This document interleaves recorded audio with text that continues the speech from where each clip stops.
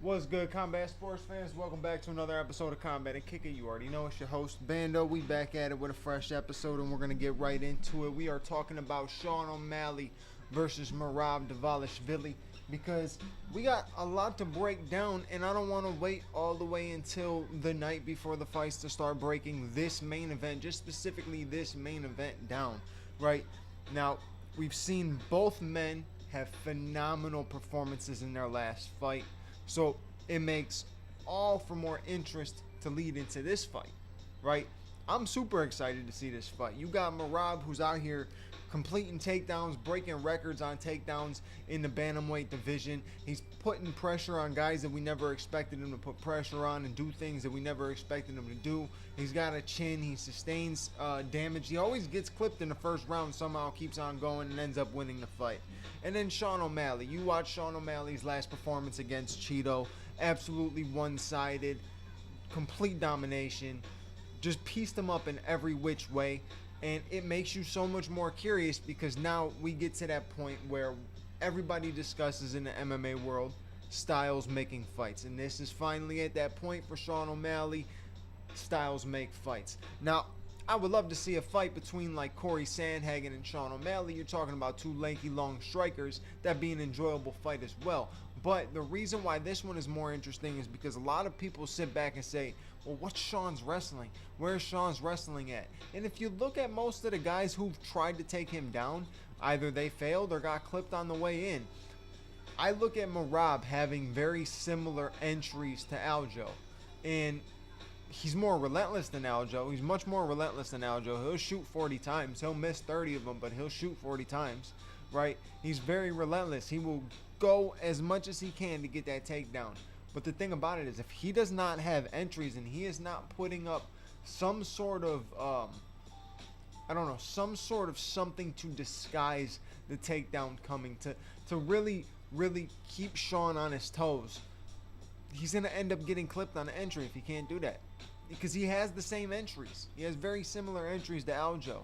So I really do see Sean being able to step back, counter, just like he did against Aljo. But then you look at the other side of things, all right? We have not seen Sean O'Malley get taken down and get controlled yet. If MERAB does get him down, where does this fight go? What happens then?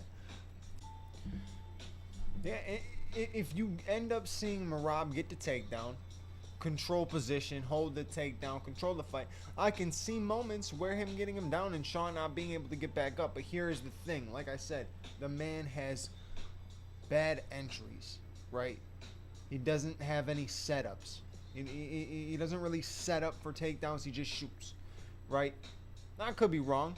There probably are fights where he did have setups against certain guys and it worked out. But a lot of times he doesn't really have setups and he just shoots. He can get clipped on one of those entries. Now, you paint a scenario. Oh, he gets Sean down in the first round, controls Sean. We see that he can take Sean down, and we see that Sean can't get back up. But doesn't mean he's going to get him down again in the second round. It's all about the adjustments made.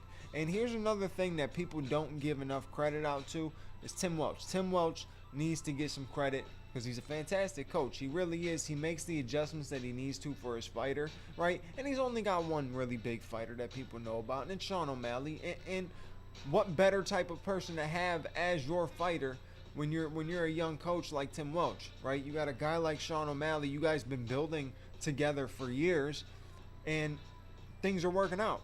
Things are working out. And it seems to me that Sean is getting better every fight. Now, MERAB is getting better every fight as well.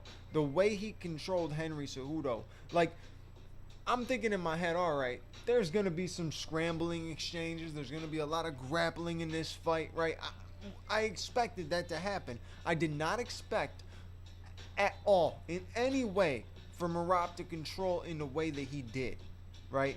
picking him up, walking him to the other side of the octagon, slamming him down, controlling on the ground, controlling the pace. I did not expect any of that. Because, like, I kind of pictured MERAB when he fought Petr Yan.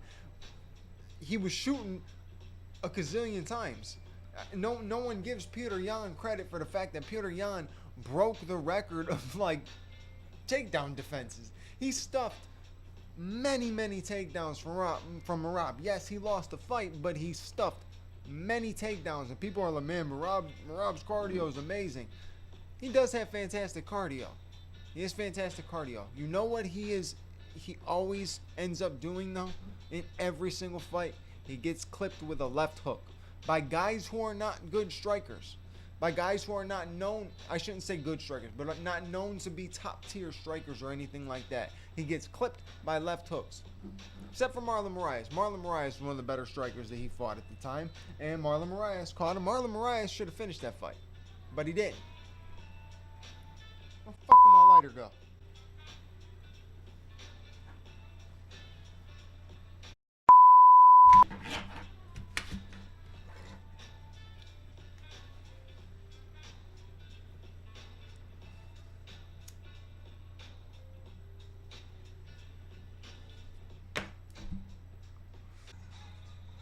And since we're on the topic of this main event is the main event of the Sphere.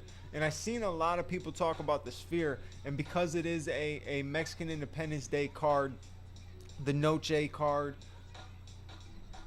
a lot of people are saying that the co-main event of this card should be the actual main event of this card. And the reason I believe that it isn't, right, I love Alexa Grasso. I think Valentina Shevchenko is one of the greatest women's fighters we've ever seen in the octagon, like, hands down. It's hard to even argue that. But we've seen this fight happen twice already, right? And I don't think it has anything to do with the fact that, like, you know, Alexa can't headline. Alexa could headline, right? But it's hard to headline a third matchup that nobody asked for. You know what I mean? So, of course, that's going to end up being your co-main event because no one asked for this fight to even happen. No one even expected this fight to be the fight. Who thought Valentina was going to get a third fight again? I thought we would see Valentina fight somebody on a main event, absolutely smoke them, and then get the third fight. But completely different. These two get on the Ultimate Fighter. They coach the Ultimate Fighter together, go back and forth. Now we are here, less than a month away. And nobody asked for this fight. Nobody asked for this fight. But we'll see what happens. Obviously, Alexa Grasso, fantastic win in the first fight. She was, if you really watch the fight back, she was down, but she wasn't, like, out of that fight. You know what I mean? Like, she was still in that fight every aspect. People are like, oh, she was getting her ass whooped, and then she got a submission, she got lucky. No, she was in that fight the entire fight. She was giving Valentina a lot of different reads on her feet that Valentina was getting clipped. She was getting caught with shots, right? I know Alexa Grasso was not this KO puncher, but she was landing shots. And then in the second fight, yeah, it was a close fight. Yeah, it could have probably went either way, but the decision went to Alexa Grasso, and we've seen millions of times where we thought a decision should have went to somebody else, and it didn't, and we ended up never getting a third fight for it. So, I don't know. I understand the division is not that stacked. There's not that much. But, I mean, you can make a massive fight. Freaking offer the fight to Zhang Weili. I mean, even have her come up and double champion type of thing. I know a lot of people are tired of that. A lot of people hate it, and I get it. I'm not a big fan of it either. But that's an exciting fight. You're trying to put on a massive card, right? And you're talking, and I'm just saying in terms of headlining, right? When people say that this fight should be the headliner, it's hard to headline and really sell off of a fight that we've seen already.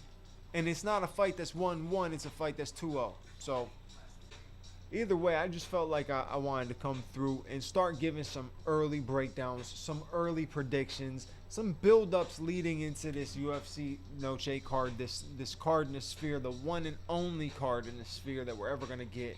It's exciting because I'm curious to see what we're going to get.